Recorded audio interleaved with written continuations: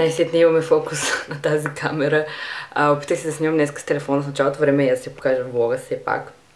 Пак снимам на същото място, където изоставих предишния влог, обаче тук е единственото място, където има светлина и като снимам с телефона ми насича и спира, защото не може да фокусира нормално. Тя и камерата едва фокусира в тази тъмна стая.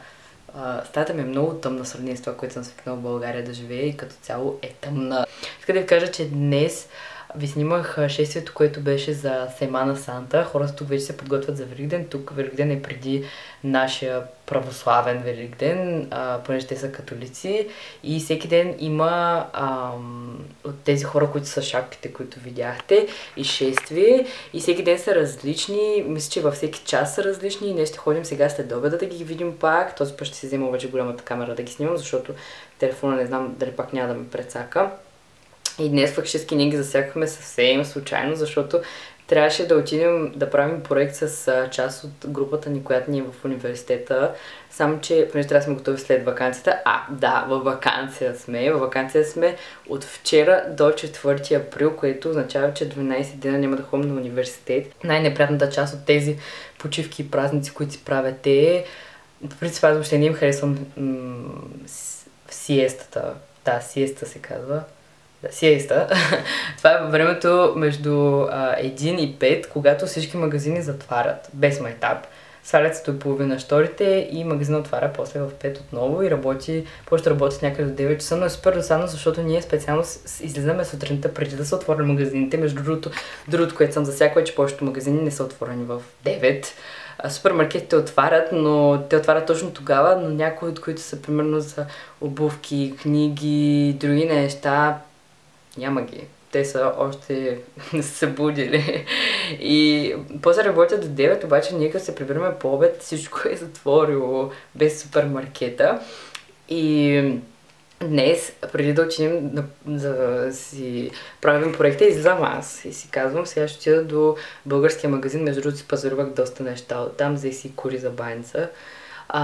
И за първи път като цяло пазарувам там, този път бях още по-внимателна с избора на нещата, защото както ви споменах, имаше някои неща с изтекал срок на годност. Бяха тук-що заредили кисело мляко. Си взех кисело мляко, защото наистина много ми липсва, не съм яла такова нещо, както сме тук. Също време мислех да мина през супермаркета, да взема някакви други работи. В принцип много харесвам нещата, които продават на едното място от към плодове и зеленчуци. И такава беше целта, излизам. Всички магазини бяха затворени, включително тези, които са примерно само за месо, само за, как се казва, колбаси, за хляб и такива магазини, които са само за едното нещо, за сирена. Никой не работеше, освен китайския магазин и българския. Улицата цялата беше затворена, направо чувство, че ако някой ме е следял, си е мислил, що за глупост правя в момента, какво очаквам. И гледах, имаме в района 3 супермаркета, даже 4, ако се разходиш още малко и 4. Всичките бяха затворени. Пазарувах се аз от българския магазин, прибрах се, тръгнахме да търсим място, където е проектът, защото фактически там живее едното момиче от групата. Те ни бяха казали едната улица, където трябва да слезем с автобуса. На тази улица има 4-5 спирки на автобуса, т.е. на тази улица, с това име. И ние като не знаем коя е конкретната, слязахме на грешна, после се опътвахме, едни хора ни помогнаха. Аз съм ви казвала, че тук са изключително мили. Специално за нас си отвориха Google Maps да ни опътят и се оказа, че сме слезли 4 спирки по-рано. И просто ние си хванахме на обратно автобуса към вкъщи, защото след като погледнахме WhatsApp, хората не бяха написали, това не трябва да го направим преди въобще да излезем от вкъщи. Хората са ни написали, че няма смисъл да се събираме днес, защото почти сме готови с някои неща и утре ще е по-важния ден. Затова ние просто се прибрахме и успяхме да хванем част от шествието, което снимах с телефона. Надявам се кадрите да са окей. Поне имаше светлина хубава. Между другото, много съм впечатлена от начина, който празнуват те. Празнуват по много, обаче после всичко е все едно, никога не се е случвало.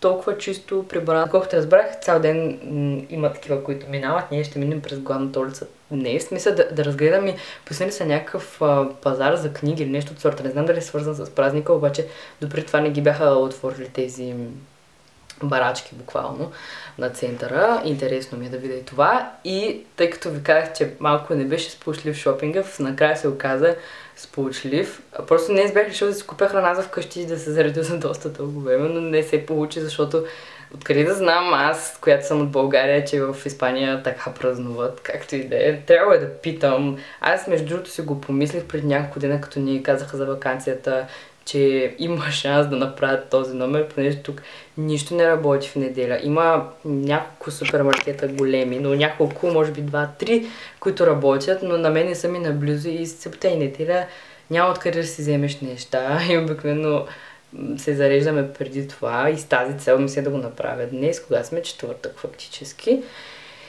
И минахме наобратно по пътя към вкъщи и видяхме, че има магазин за по 2 зеленчуци. Аз казвам, ако не си взема от тук, няма откъде. И между другото се оказа, че са много по-евтини от супермаркетите. Нещо, което не бяха казали българите, с които се бяхме събрали преди седмица. Даже вече 2 станаха. Бяха ни го споменали това нещо. Аз не, че не им вярвам, но просто по-удобно ми е да си купя всичко наведнъж в супермаркета. Обаче наистина са изключително евтини, така че аз вече мисля да се пренасоча на там. Да си купувам от пазарчетата, не от супермаркета, защото става въпрос за нещо, което струваше 3 пъти по-малко. Просто си представете колко по-евтино беше. И сега ще гледам българския сериал, който са пуснали по нова. Много ми харесва, от вчера почнах да го гледам, заребих се изключително много. Аз съм много за българските сериали, много за българското кино.